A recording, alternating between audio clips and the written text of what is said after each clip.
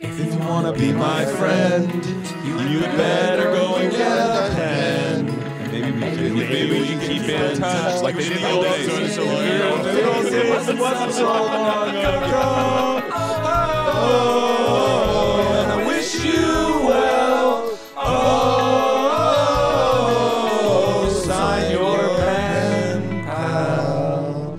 I gotta tell you, That's all the guests best. we've had where we've clearly put them on the spot. No, they know it. I feel like Judd sold it the best. Like maybe he does know Yeah, it. yeah. So I think so. Yeah. I believed it. I was I like, love maybe a he does song know. like that. Like that's my favorite kind of song. Right. Us too. Yeah. Yeah. It's the best. It's emotional in a way. Like Yeah. I know you're joking, but like I feel something. Yeah. No. Keeping in touch, communication. keeping- Yeah, Can you like they did in the old days. Gary does- Shandling's older brother had a pen pal in Japan. Oh wow. Really? And so and then he died. Yes. Like as a little kid. And then Gary took over The pen pal? Pen the pal. pen pal. That was the one person I couldn't get in the Gary Shandling documentary. Oh, wow. Was I found him. Yeah. But I couldn't like he never like set a date to talk about it. And he came and visited and lived with the Shandlings for a semester when Gary was in high school. And I'm like, this is where the good stories are. And then he would not set the date to tell me. You the do. stories. No, you man. end up in that classic trap where someone starts a documentary about one thing and then it ends up becoming all of a sudden you're following this guy in Japan and like finding out what happened to him. That documentary was so good. It's obviously great because of the love and memory of Gary, but the level to which Kevin Nealon crushes that memorial service is like there's still people who like when I went to the club here when you did like the premiere thing and somebody who had already seen it was like, wait till you see how hard Kevin Nealon crushes the memorial. Like it was like comic to comic being like, it's one of the greatest sets ever. Which I'm like, this is such a fucking comedian thing. Being like, look, it's sad he's gone. But those jokes that Kevin Nealon got That got him the Tonight Show. He did that set and then he did the Tonight Show. It was what was amazing about it was that Kevin was crying, but it was almost like he knew he would cry and wrote jokes that would use the crying as a misdirect so you wouldn't think he was about to do a joke. Like it was and it really felt like Gary was on his shoulder and said, we are going to make the greatest memorial set of all We're time. going to crush this. Yeah. Also, that documentary as a comic was like, I was like, I don't write enough. Gary's notebooks and all this. So I was like, I am not working nearly hard enough to no be a notebooks like that. I don't either. It's like when you first see Comedian and Orny's doing all that stuff and you don't know anything yet and we're kids, you know, and you're like, I've got to do a goddamn book report every single day to be a comic. Oh, it terrified That me. did terrify me because I was like, oh, I don't have that. I'm not going to have a bookshelf just filled with journals of ideas. Did you ever listen to the DVD commentary with Seinfeld and Colin Quinn? And he points out that Orny Adams has like all of the jokes, but when it gets to Jewish, it just says Jewish material. But everything else was something jokes, Jewish material. That's so funny. You had to be respectful about that. This is respectful. material. That's religion. That's religion. Jewish hunk. And you have a book coming out now. I have a book coming out. You can buy it now. Sicker in the Head, which is a sequel to a book I did. It's for charity. I don't keep any of the money, so that pushes people to buy it. Oh, Sure, 100%. Even if it's not true. I would love someone motivated by it and they go, I'm just happy to know Judd doesn't get any of this. I think people are happy about that because sometimes you hear like some of it is donated to charity, and it can be 1%. Sure. No, and most of the time, by the way, it is like 5%. It's low. But no, this is all of it. And I know that because we did one book, and then for the second book, the first one sold so much that they gave us like an enormous amount of money. Yeah. And I thought, well, it's the second book. Can I keep the money in the second book? Yeah. And I'm like, I think ethically, I got to give it away. I think it's a good call. And then I'm like, can I give away 5% of it? Yeah. It felt like I had to do what I did with the first book. I think that's great. So 826 LA, it's like literacy and tutoring for kids. So they have these places where you could like send your kid and there's just people there to tutor them for free all day. Oh, great. Which, you know, as you know, kids need tutoring. 100%. And so Is education not good in our country? Is that the amount of money I spent on tutoring is crazy.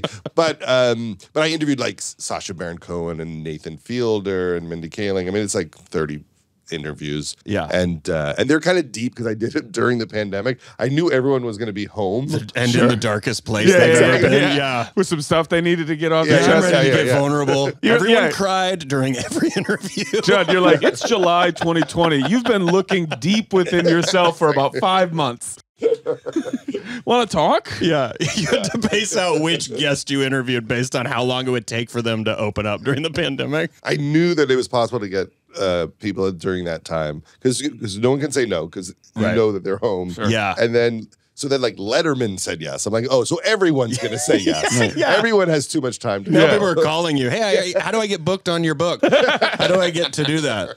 I just want to get out. I got to get stuff out.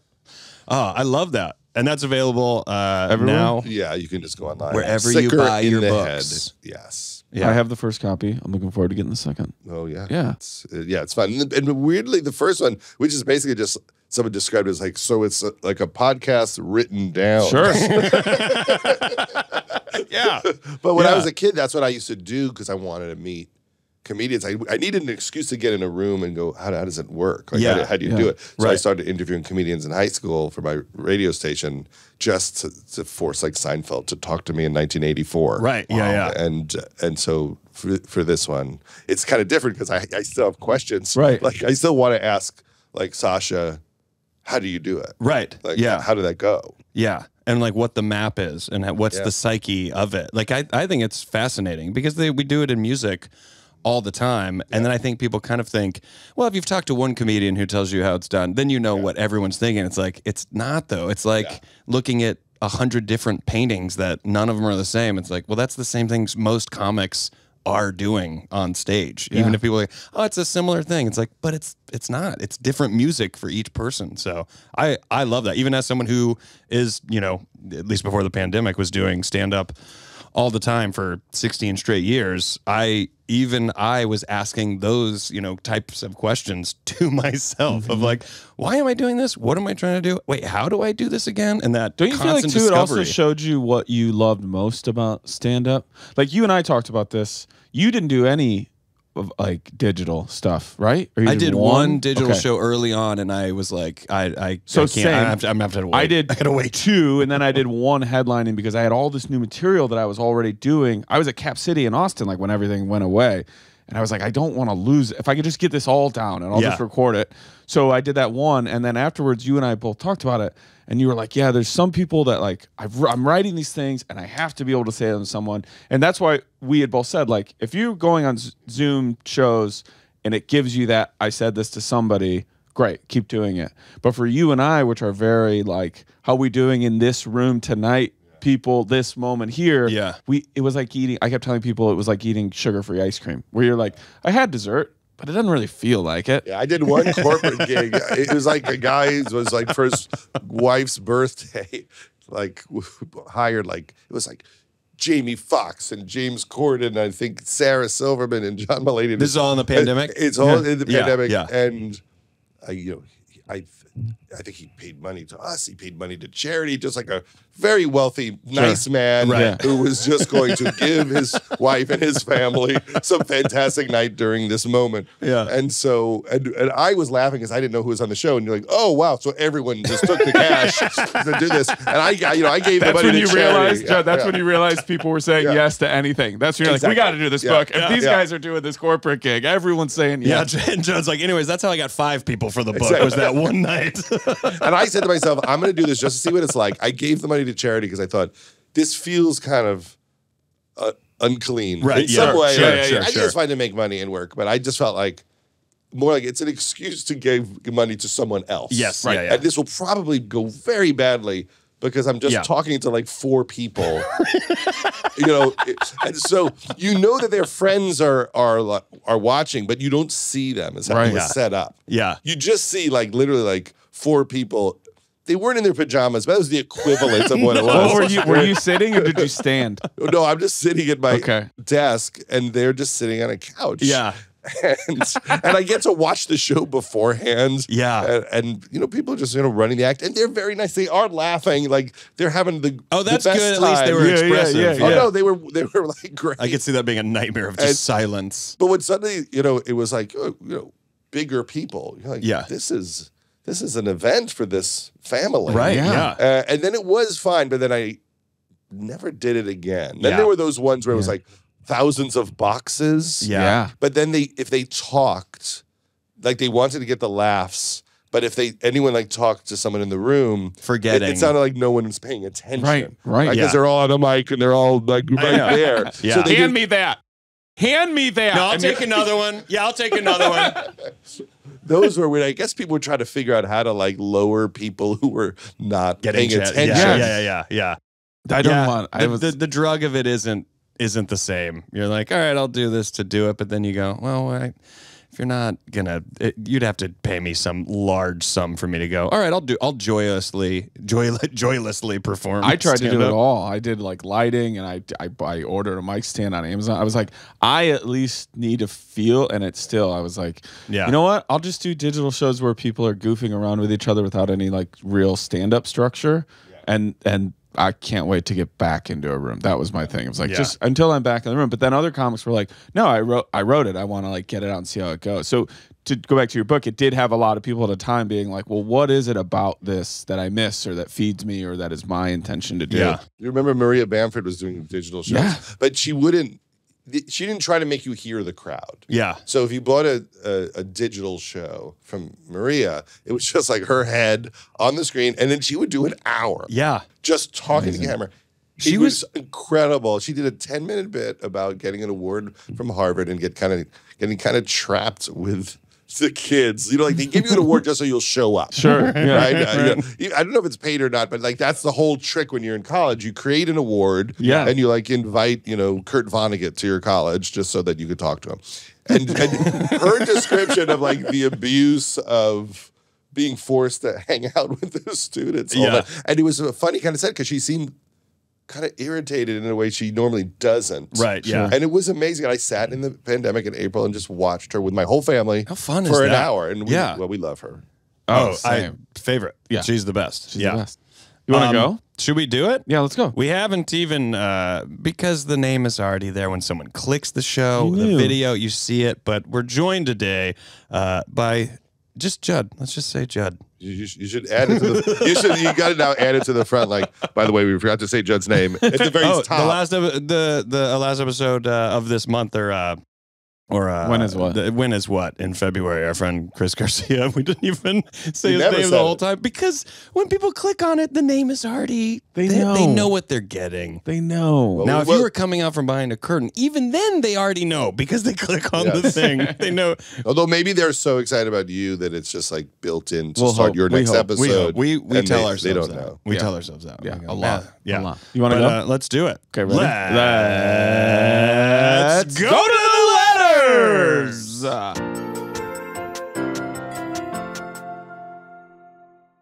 All right.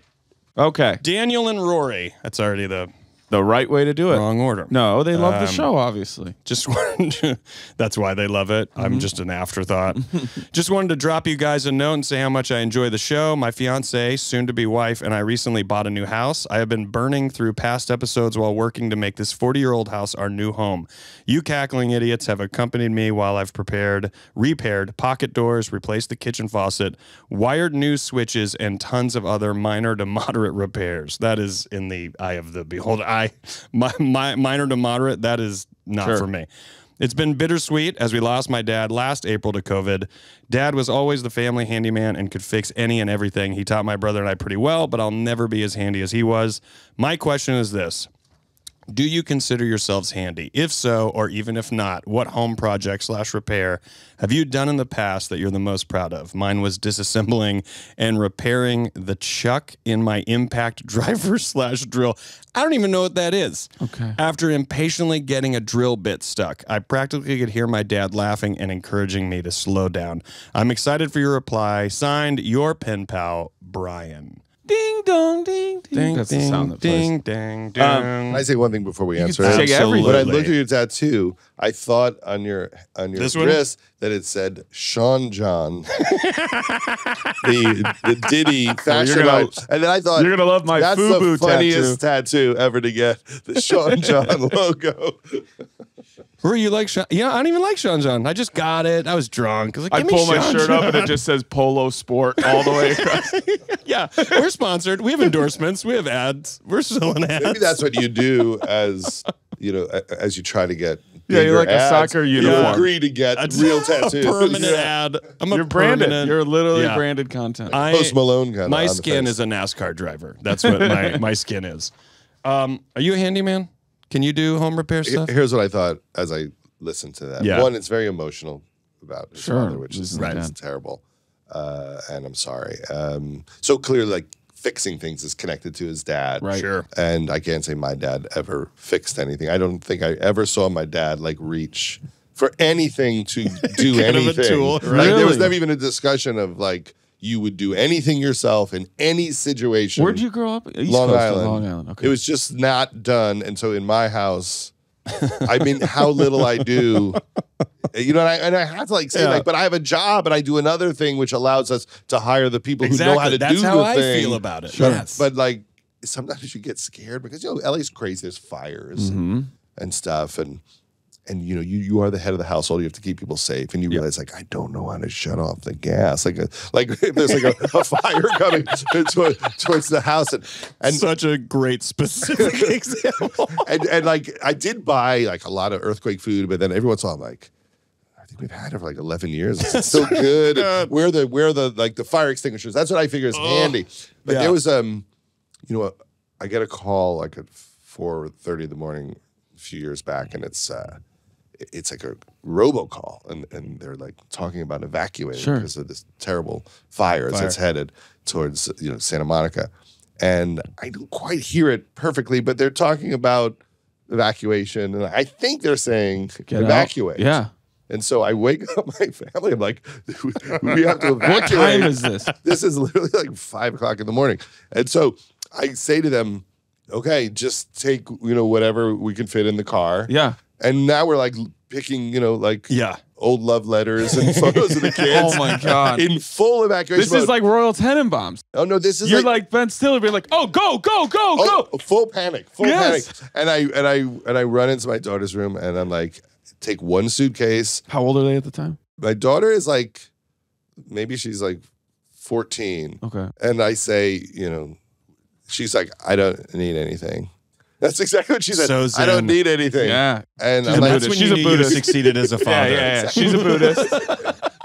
She has no material possessions she cares about. And I swear to God, she said, everything I need is on the cloud. I'm like, don't you need something? She's like, a charger. I'll get a charger. I just need a charger to be able to get it. And so she brings nothing. And so we're just in a panic running around, and I'm at my very worst in a panic. And so we leave and we drive like 5 miles away to my office, and we're watching television, and the fires are terrible, but slowly we realize that like we're nowhere near the fire zone. And I'm like in a panic because my wife is not cool about things like that. Like of course, not because it scares her that like I'm not going to handle the scary She's feeding things off your well. anxiety, right? Yeah. And so we're watching it, and I'm kind of like wishing the fire would come a little closer to the house. Judd, do you do this on stage? Judd, do you talk about this on stage? I've talked about it a little bit, but so long ago. But it was many years ago. But wishing the fire would get a little just enough to be like, it's a good thing we left. It's just right? So the family can go, thank you, Dad. You're like a reverse force majeure. Did you ever see? It was. Yes. It was exactly a reverse force majeure. And then now fires have happened again, and now they will not leave. No, they don't believe anything I say. Now we write it out. Even there was a fire. You're their boy who cried wolf. That's what they think of fires now. There's a fire like kind of like a few blocks over, like the real fire. And my wife was like, we're staying. And you're like, why would we go to the office? Judd's family has turned into people who live in Destin, Florida, and are like, we're not going. We're fine. Hurricanes happen all the time. What do we care? That is. Oh my God. So I'm not handy. And anyway, and I didn't know how to shut the gas off. And then I learned how to shoot the gas, to shut the gas off. And like, I can't remember. Yeah. Like I'm one of those people, if you go like, okay, it's halfway down, it's off.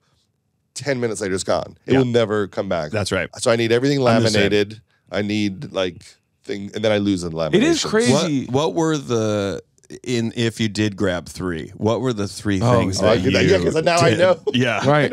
I know what I care did you about. know What did you grab? matters. I It's picture so you like sad. John Candy in Summer Rental, like with as It's much so as you sad.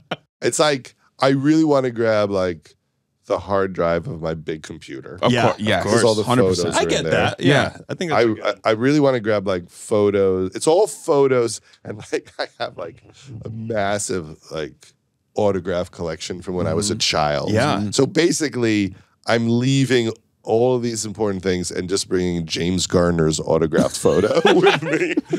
Dude, Rockford Files. Don't fuck around. Rockford Files is. It's not even a question that that's Yeah, the most yeah. important thing. Your wife's like, "What are you grabbing that?" Because this is Yeah. how we buy our next house. Once this This one's is where I gone. started. You don't want me to take what I started with? How would we restart? Yeah, look at what we have that we're about to lose. This is how we build it again. It's what you're saying though about the thing, because we're such creative types, and Rory, I know the way we build sets and stuff like that. Like, I'm always like, well, we'll go do it. Like if I have to write something or on stage, like, well, we'll get out there, we'll figure it out. It'll be great. Yeah. But when it comes to like lighting a pilot light or something, I'm looking every like I'm forgetting. Like I'm like okay, it is this, and I feel like I can't. Yeah. The amount of check-in back and The forth. house of the- could blow. Have you ever built anything? Even like a coffee table. Oh my birdhouse. God, You mean assemble? No, I mean like Nothing. Do you mean assemble or build? I mean, well, assemble. We've all I'm not assembled. so, We've all anything that assembled. I've done, I'm not impressed if someone's. I'm like, well, I know the level I'm at, and I've assembled things. You know when you buy like a toaster and there's like a little plastic film on it that has like some instructions. That was the third thing you grabbed in the fire. That's all I know. That's handy to me is pulling the little plastic film off of like the top of an item. I agree with that. satisfying. Like if you use like headphones Beats by Dre, is that considered handyman work? Like syncing those up. Are you Figure talking out about how to, pairing like, them? Pairing them? Yeah. I hand to God, I was going to Digital say handyman. getting the smart light bulbs all set up in my place did feel like quite an accomplishment. Of course. To like get all those going. You felt you were a legit Sonos. lighting technician. Oh A yes. Sonos Yeah, setup. yeah. I get to it. Yeah. I am a little handy. Are you? I am not at all. My wife, Jordan, she's way more than I am. I Like, I don't hung really our know. stuff- I'm like you. I don't know I the hung our gas stuff shut in off, here. and I fear it all. I have anxiety About about what? those things, like knowing how to turn the gas off in the event of an emergency. And this is my brain is that I live in fear of these things. And I make no effort to just learn it to then relieve the anxiety. Go, well, I'll do this if that. Instead, I go, what if that happens? Someone's like, well, then what's your solution? I go, I don't know, and I know I could do the homework. Flat I was gonna ask, tire. I've You can do changed it? tires. You can do it? I haven't had it happen. Yeah. Can I tell? There's a very quick story. Cut my hand when Into pieces. Into pieces. Cut my hand.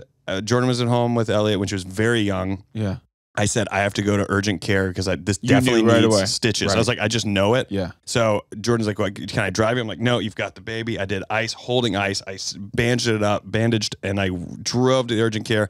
Got to the urgent care, gave me the shot, cleaned it, did all the stitches, and then I'm doing okay. You know, I'm like this. Yeah. And I tell Jordan, I was like, hey, I'm just going to stop at the grocery store real fast because I know we need like these 3 things, and I can carry 3 things. Yeah. So I go and do it, get out to my car, and there's a flat tire.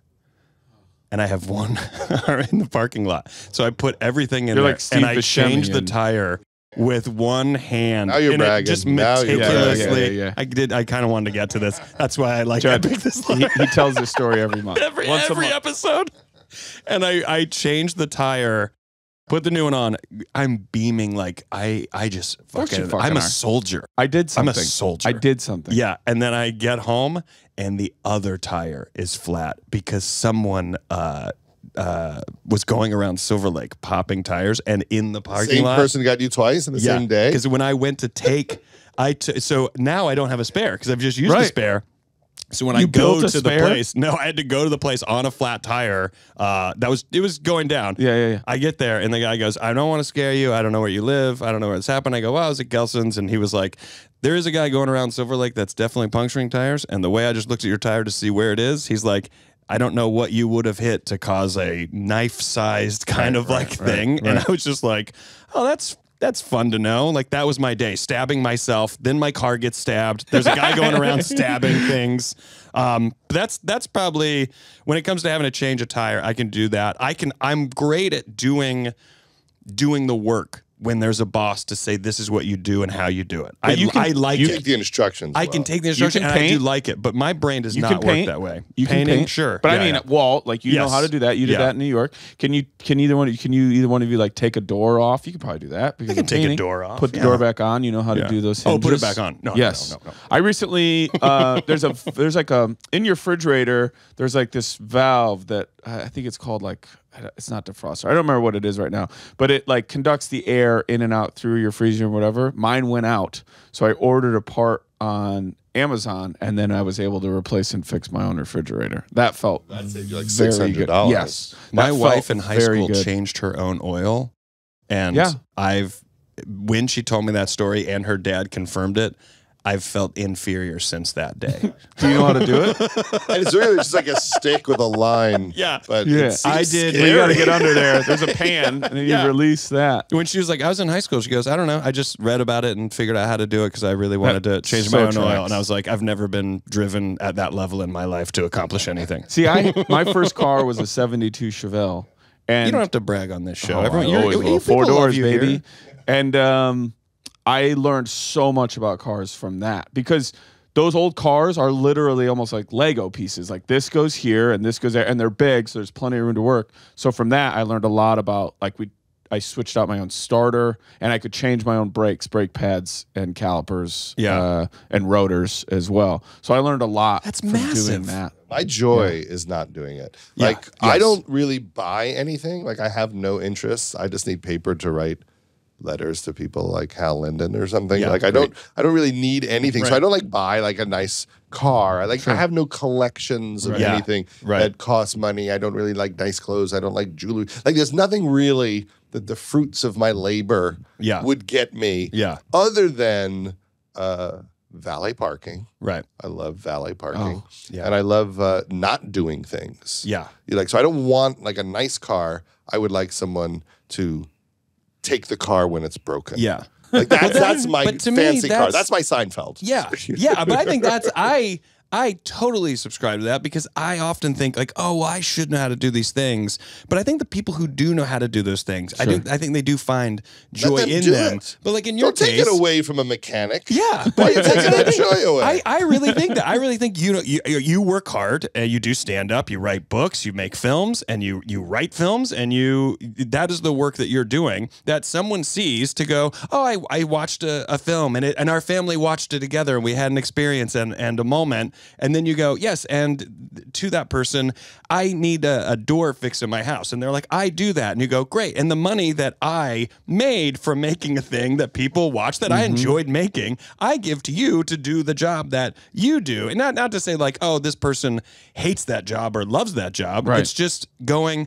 hey, my brain power goes to do this other thing, because that's contributing to the economy of people having jobs. If I didn't learn how to write, I would know how to fix the flat. You would know something. Exactly. That's what I'm saying. Yeah. Yes, of course. Of course. But that's also like what you're saying about what you would take. Like, your commodity that you trade in is relationships and people and stories and memories, and then that obviously is also like how we all make our trade and do what we do. So when you leave the house, you aren't like, well, I need the lamp I built, because I don't trade in that sort of thing. I'm going to say all this to Leslie when she gets mad at me because I can't do anything.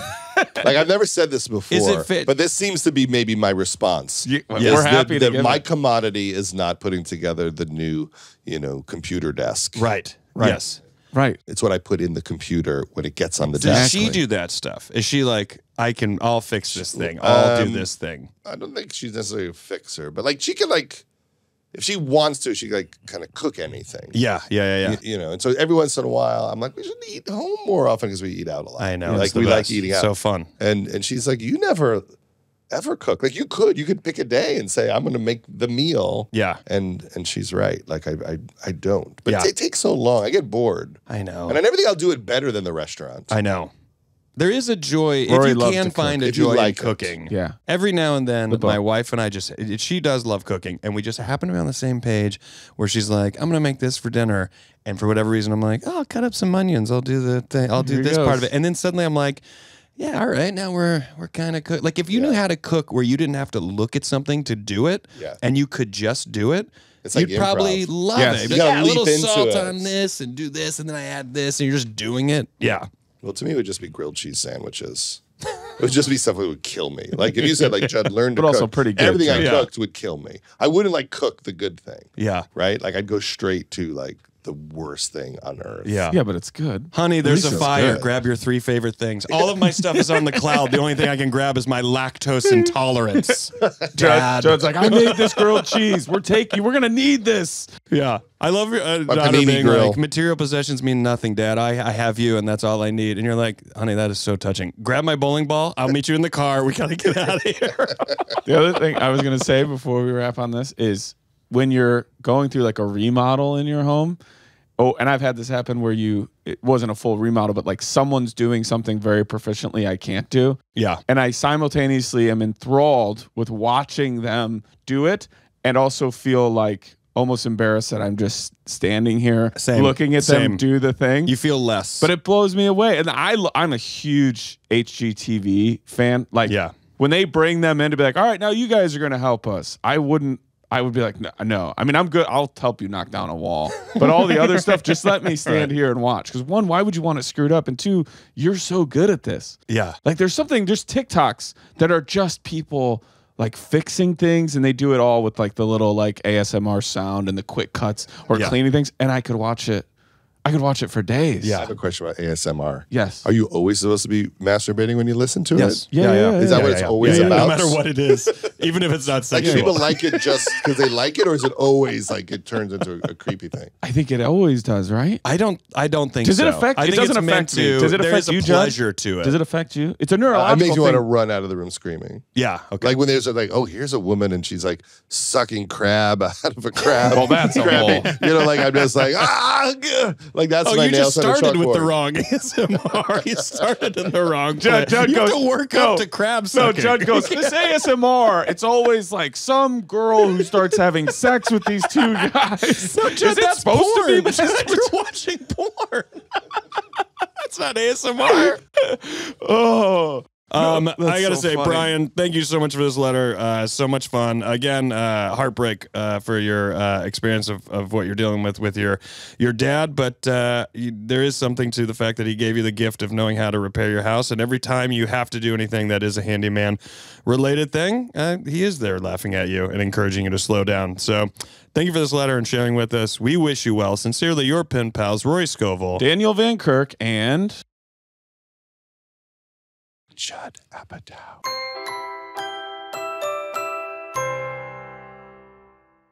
And we're back. Hope you guys enjoyed those ads, and you felt changed by them, and you feel inspired to look into them. They were for Meta. yes. We'll take that. Yeah. if that's They true. were for the U.S. government's attempt to get people to join the military. Yep. I Yeah. assume. We have a lot of recruiting. Who else? Those were- are we who do. else We were your only do sponsors? recruitment ads. There was probably an ad for just me begging people to come see me on tour. That Yeah. probably happened. As far as plugs go, watch Physical. I say the same thing every week. Watch Physical. Season 2 will be out at some point. It'll be out Hopefully at some point. summer, right? Probably June, I think. But I'm gonna look to get back on the road. It's also at some point. So I have nothing. I have nothing of about value. your plugs? So vague. You know, this is how bad I am at promoting myself. I make no effort to do it. But you know what? Look, if there's something you want to see that I've made or done, get on Google, and whatever the first thing is, that's probably the best thing that is. So, yeah. So watch or listen to that. Everything for me is at danielvankirk.com. Hopefully, I've already announced new tour dates. We're looking at the Northeast. I'm talking like Philly, New York, Albany, Rochester, Buffalo, hopefully Worcester, Boston. All that stuff should be at danielvankirk.com. And then I'll be at Moon Tower. I'm doing a live Dumb People Town with the Sklar's. I'm doing a whole bunch of comedy sets. And then Ryan Sickler and I are doing our Living Wake podcast, which is a night of comedy and love in that order. And celebration. We tell someone how much we mean to them while they're still here. So how much you mean to them? What? How much you mean to them? Oh, I will too as well. Yeah. No, that's what you said. How much I mean to them? We tell them how much we mean to them while they're still here. That's what I tell you a lot. I'm like, Rory, do you know what I give to you? Wait a second. That format is confusing me. You do a living wake. A living wake. So it's like the opposite of a roast? Yes. So it's you praise someone. So literally, like if it was you, right? You would come up, you sit on stage, you're not allowed to speak. And then we have like 3 to 4 people who love you throughout your life, like a Kevin Nealon. Like everything that happened in the Shanley doc, which also had a big influence on me, while the person is actually here to hear it and hear those things. And then at the end, you would then get to speak and say, here's my remembrance of that story Kevin Nealon just told. And then we have a little like punch and ham sandwich crowd watches afterwards. This. Yes. And then it's just a night of like love. Like Ricky Schroeder or someone, like a guest star. Yeah. People talk about. Great, and it isn't great first example. Yeah. We get a lot of anti-maskers. We really start with the anti-masker, see if you can bring them in like with a love. Kevin Sorbo out there. That we all talk It's about. a real challenge. Yeah. You and Ryan really challenge yourselves to find the good. But our whole thing was like, what if we did some of this stuff while we were here, and not to people who are like at the end, right? Remember they did the Rickles thing like 10 years ago, or whatever, and it was wonderful and amazing. But you did kind of feel like, I'm glad we're doing this now. You don't insult people who just say, I think you're going to die soon. Should we do this TV thing? You have to do it at the point where that person also knows they will die soon. Yes, yeah. Because it's an insult to say to like a healthy 70-year-old, we want to pay tribute to you because I think there's not a lot. It is a delicate. It's a delicate a healthy timing. 45-year-old. I just think it's always so crazy to me when we lose someone and then people that you didn't know had relationships with them and people you did tell stories or say things and you're like, what if in a very fun, non-morbid way, we just set up a night to go, you want to know how much this person means to me? And here's a great funny story from when we were coming up. You know? I think about the opening of Funny People with you guys prank calling each other and you're in North Hollywood and you're like, man, if somebody were to share those moments or tell those stories, even for just one night, like it would just be hilarious and a really good feeling when like in that room. So that's what we're doing. It's called The Living Wake. My fear sometimes when I get asked to like be a part of roasts, like I got asked like host one of the Jeffrey Ross roasts. And I said no because I don't want to know what the joke is on me. I know. Because it's always a common joke. Like, oh, they think you're a douchebag, and every joke is about what a douche you are, or they think you're cheap, or whatever it is. Right. Like I know I'll find out, and I know that joke is swirling somewhere. There's some definition of me that would hurt my feelings. Right. Yeah. And I can't walk in that room because it will be revealed. Sure. I totally get that. But see, doesn't A Living Wake sound more? That sounds good, but then I'd be like sad that like, you could only find like people that I don't like that much. One of them you don't really know them that well. You're like, this is who you got? That's not even a bad turnout for the panel would hurt. I met them one time. Look, Judd, a lot of people love you. However, we couldn't get them. We couldn't get them. We could only get 3 background actors from 40-Year-Old Virgin. But they have good things to say about Crafty. It's all positive. But you, speaking of documentaries, you've got a documentary about George Carlin. Yeah, I'm finishing up now with Michael Bonfiglio, who I direct with a 2-part deep George Carlin. I'm so excited about it. And most people know nothing about him. Yes. They literally, like, he was very private. Hippy dippy weatherman, right? I just watched like 3 hours, like every Letterman he ever did. Yeah. And like maybe there's like 90 seconds where he talked about himself in a real way. Yeah, in 3 hours. Did you watch the Tom Snyder interview where he talks? I mean, he talked about it many times, but the Tom Snyder interview, like in probably 94, 95, where he talks about quitting cocaine cold turkey. Have you I haven't seen that. But he talked about it many times. It's so wild. He just was like, I'm done. I'm not doing this anymore. But the funny thing about that, even that clip, is it's like a lie because I think that really? What he would do is he was like, I quit cocaine. And then we would, do our research and go, oh, no, he did it for another 8 years. So there was like the public discussion of it. Right. And he loved to do cocaine like alone. Like he wasn't hanging out with people. He liked to write and just turn on a tape recorder and sing songs and listen to music. And I feel like I get that. I mean, I feel like I'm like that with pot. I have no, like getting high by yourself and zooming out and doing whatever, you know, get writing or being creative. That's how I feel about ice cream. Really? Yeah, I love ice Secret to cream. yourself? I knew it was bad during the pandemic when I ate 2 pints in a row. Like it's the first time I ever like said, I'm so proud maybe of I could you. start a second pint and ate it. Yeah. And I was, There is that point in a pint where you're like, I might as well keep going, right? When it starts to move around like a ball, and you're like, It's only an inch left. Yes. There's an inch left. But then did you go out like onto your balcony like Charlie Sheen and just go, who am I? I had one night where I got really depressed. I don't remember what happened. Something happened. And I went to Ralph's and I just said, I'm going all the way. I'm going in. And what I bought was I bought ice know. cream, but what I did buy was like really cheap, like in the tub? Cake, like the cheapest, like lemon sheet, but multiple, like 4 different flavors, and just candy and Kit Kats. And I just sat at the kitchen islands and just worked my way through it, and was so proud that I only ate 2/3 of everything I bought. I wildly respect this. I have so much. If you told me you were in your best mood and you did that, I'd be like, good for you. I mean, I do love when you have a who gives a fuck day. Like it is the best. Yeah. Wait. Do you remember the ice cream you went back to back on double pints? Same or different it's flavors? always Haagen-Dazs. It's like mint chip. So the healthier version of ice cream. It's literally like 1,000 milligrams of cholesterol. Judd. I also want to mention I have a movie coming out, and it's for Netflix. Yeah, called The Bubble, that's coming out this spring, about a group of actors trying to finish like a dinosaur action film during the pandemic while in a bubble in England. Yeah. And Leslie's in it, and Keegan-Michael Key and Kate McKinnon and Pedro Pascal, and Karen Gillan's the star of it. And Fred Armisen plays the director, and it's really crazy. Yeah. And it's the first, I guess, movie about this time. Sure. Which may be way too soon. Yeah, is what I'm noticing. What? Like I thought this would be. I would time it out well, like too soon. Like we're sort of still in it, kind of vibe. Is that what you mean? Yeah, too soon. Like, do we want to laugh? It's not really about disease. It's about isolation. Sure. Yeah. And it's about going crazy because you're stuck in your house thinking about your life. Yeah. Too much. But I am about to find out what too soon is because I went for it really hard. I can't wait for this. Joe, can I ask you a quick question? So many of your projects like have such heart to them and like live in the real moment of like, what would that? Yes, that's funny, but what would that really feel like for that person, or what would that interaction be?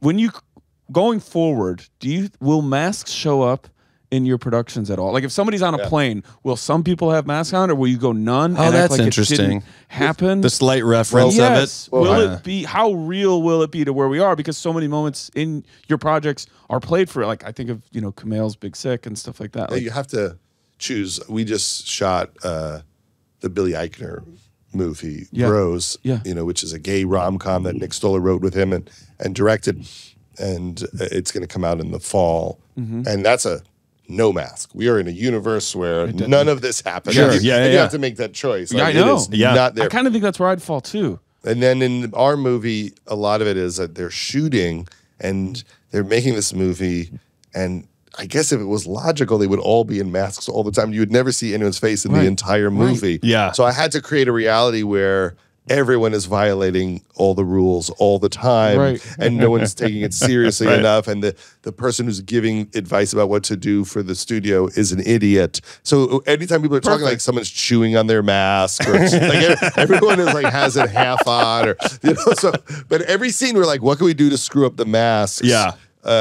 In the movie. So yeah, it is a tricky one because I was watching a show and it wasn't a show where people were wearing masks, and then suddenly there was an element of the pandemic in the show. Right. And it was kind of like a quarter reality, and it did throw me in a way where I didn't like it. Oh yeah. I thought like, wait, where am I? It makes me want to make everything take place in 1992. Yeah.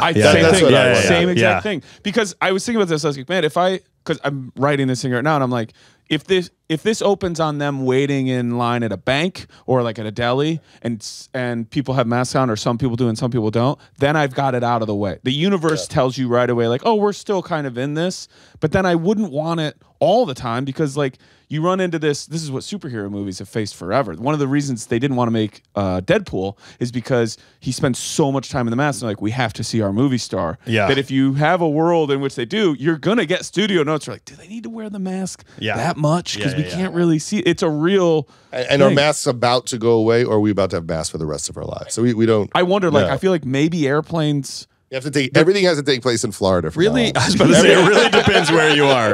Because some places are like, "What's a mask?" You're like, "Okay, that says a lot." It would be great though if going forward you're like, no, all of Judd's movies do happen in the same universe. In the fact that after 2020, he only made movies that took place between 1994 and 1998. Yeah. That's just it. Or in Tampa.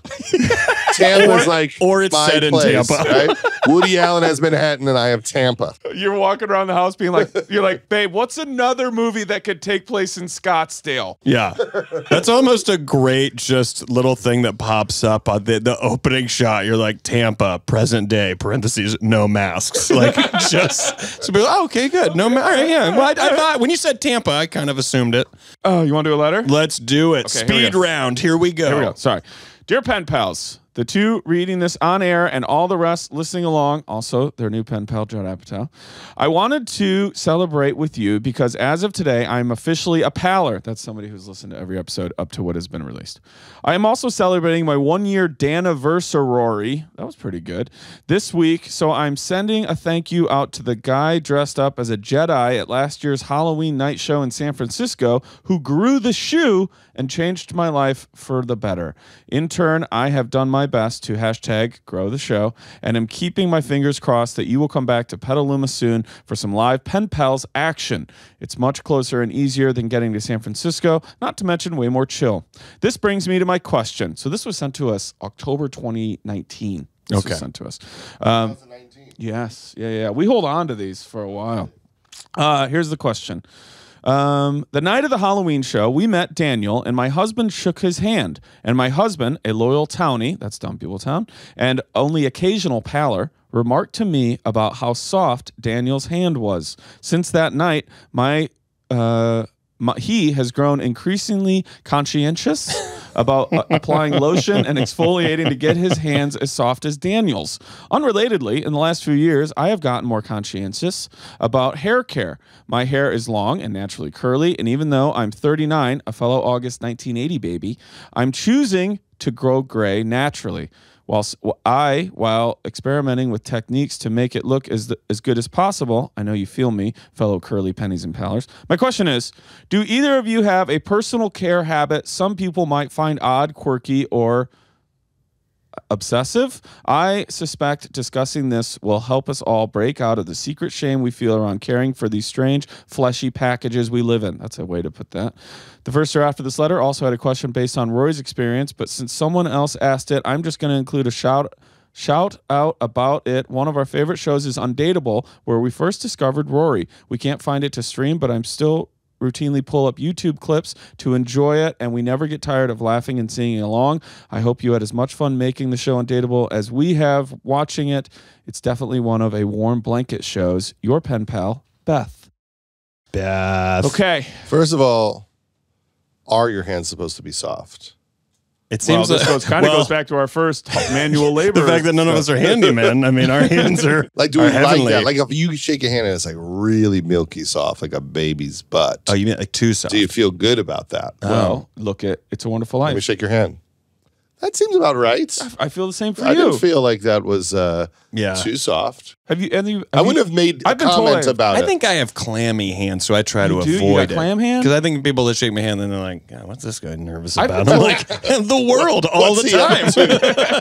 I've been told I have nice hands, but I've never thought about it, like in terms of like keeping them soft or anything. You know what? And maybe this is a thing that you know. We're talking about this as Amy Mann walks in the room for the next show. I cannot mention that because then especially because it's right I just start through thinking the door. about her music and I get melancholy. I feel emotions. Like all sorts of stuff is rising in me right now. I don't hear you. Well, You keep talking, and Judd's like, I don't think you understand. I saw that your next guest is Amy Mann, and you're still trying to talk to me. Yeah. I can't see her. I wish you would just wise up. These are these are my two quick things. I thought you were going to go, these are my two hands. These are my two hands. Rose said that I had nice hands one day when we were shooting physical, and I said, "Oh, thank you." I was like, "What?" I was like, "They're okay." And she goes, "No, there's a lot of male actors who have very strange, like weird hands." Really? And I never thought about it until she said that. And now when I watch anything, I'm trying to look to see what do the hands look like size-wise. Anything strange? It's now like locked into my head. Second thing, I met Arnold Schwarzenegger one time, shook his hand, and had the same experience where when I shook his hand, I was like, God, I want like a nice hug from you. Like, what is this hand? What are you doing with your hand? You liked it. It was like just this, like, it was just like a perfect hand. Yeah. I couldn't even. Here, give me one. Like, it truly. Yeah.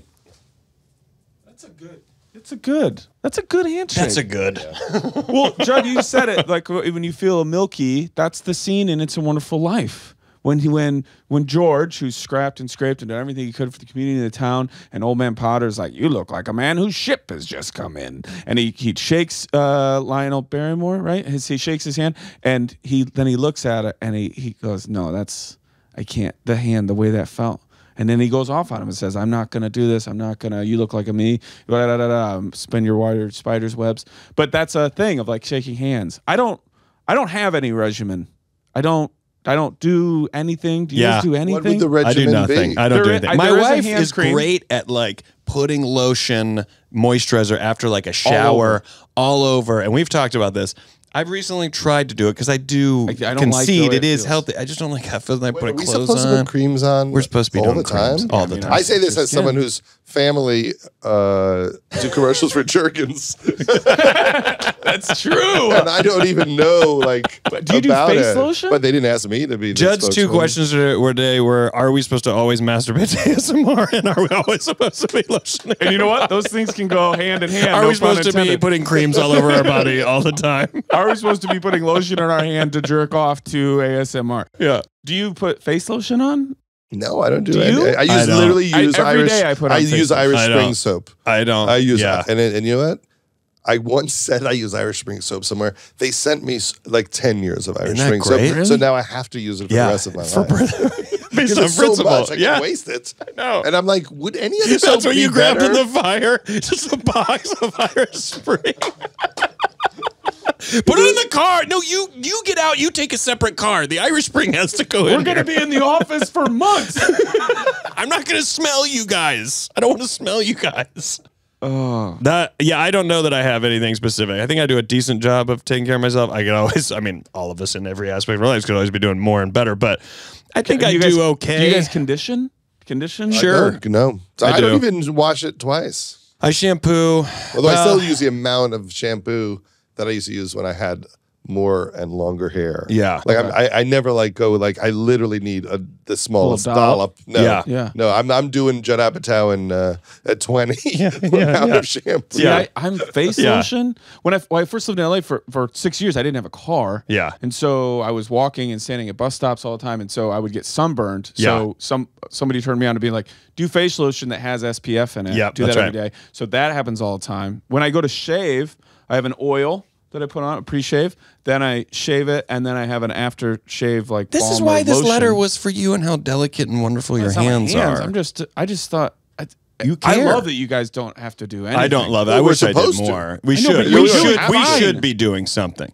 When I'm shooting something, that's when you get in the makeup chair and they're actually putting that moisturizer on my face. So daily I'm getting that. That's when I'm probably at my. Do you manscape anything? Sure. You do? Okay, yeah. You'll clean up. Ever since Manscaped, this is just fishing for ads. Ever since Manscaped, brought to you by Manscaped, sent a free kit over. I was like with the Irish Spring. I was like, well, I gotta use this. That's how I know the phone is actually listening. Right. Like, you have those things that they push ads. Yeah. And it's always back hair trimmers. I know, yeah. And I'm like, they're just listening to me talk. There's no chance that they're sending this to, Jennifer Aniston. Like, this is going. How are we looking back there?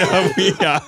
I tried to see if it was real, like that they'd listen. So I just, for a while, just kept talking about how I couldn't figure out what kind of cat food to feed my kitten just to see if an ad would ever come in. And it didn't come in. But I really tried it. To test it to see if it was. They know when you're lying. That's how deep. I would believe that. Actually, I would believe that.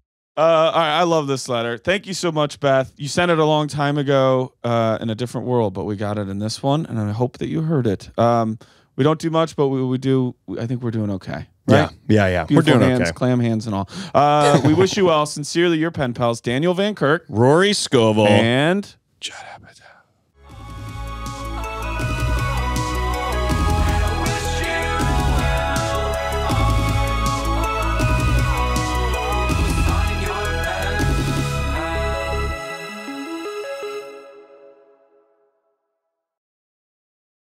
Oh, good ASMR. It's just you saying your name. Just blew a load.